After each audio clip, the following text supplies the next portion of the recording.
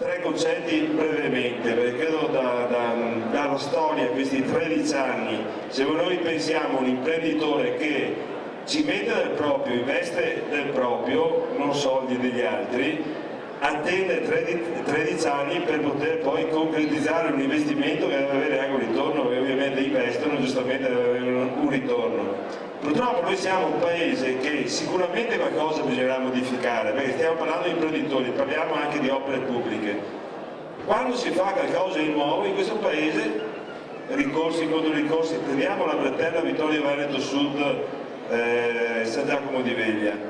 quanta confusione prima di partire, allungato i lavori e quant'altro, però bisognerebbe che la giustizia amministrativa perlomeno, nel momento in cui fa un danno o all'ente pubblico o a un privato, qualcuno ne risponda, perché è facile spendere 1500 euro per fare un ricorso al TAR, ma se il tuo ricorso viene poi respinto, che dimostra la tua nullità nel tuo ricorso, e tu mi blocchi un'opera per 5, 6, 7, 10 anni, i danni che tu mi trasmetti al mio investimento dovrebbero essere compensati a coloro che tentano di strumentalizzare certe azioni e che poi direttamente non pagano. In un paese civile credo che sia doveroso, in presenza di determinate questioni che diventano più che a volte strumentali, sia per l'ente pubblico che per il privato in questo caso, nel momento in cui tu fai un ricorso contro un progetto e blocchi un investimento, qualcuno dovrebbe poi, se perde questi ricorsi, dovrebbe corrispondere anche il danno che ha creato o all'ente pubblico o al privato. Credo che questo dovrebbe essere un indicatore di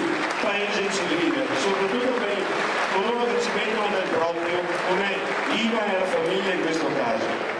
Io concludo con l'altro aspetto sicuramente sociale, l'importanza di questo centro. Ormai qui in quest'area sono venuto a inaugurare 2 anni fa il supermercato, il grande centro commerciale che c'è qua, ieri la TAC, ma è un'area molto gradevole che si appresta veramente a diventare un punto di benessere per tutto il comune di Vittorio Veneto. Però in questo momento evidenzia una cosa importante: l'imprenditore che ci mette del proprio, investe, e un grazie all'imprenditore bisogna darlo veramente alla famiglia, perché investire in questi anni, soprattutto in questi ultimi 2 o 3 anni, ci vuole veramente molto coraggio. Il secondo grazie che voglio dare alla famiglia Cervelin, a Ivan e a tutta la sua famiglia,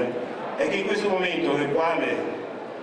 la globalizzazione ha determinato una perdita di posti di lavoro a livello della provincia, a livello del Veneto, a livello del nostro paese, questo è un luogo dove si assume circa 70 persone, dove dà la possibilità a una settantina di persone di poter lavorare, e questi sono gli indicatori, sono le cose belle che noi dobbiamo evidenziare. Grazie per l'investimento, per il benessere che porterai a tutti coloro che verranno qui a fare attività fisica, prevenzione prima dell'attacco dell'ospedale, ma grazie soprattutto perché dai l'opportunità a giovani di lavorare in questo momento dove dobbiamo creare posti di lavoro e confermare quei posti dove già esiste il lavoro. Complimenti, buona giornata a tutti voi.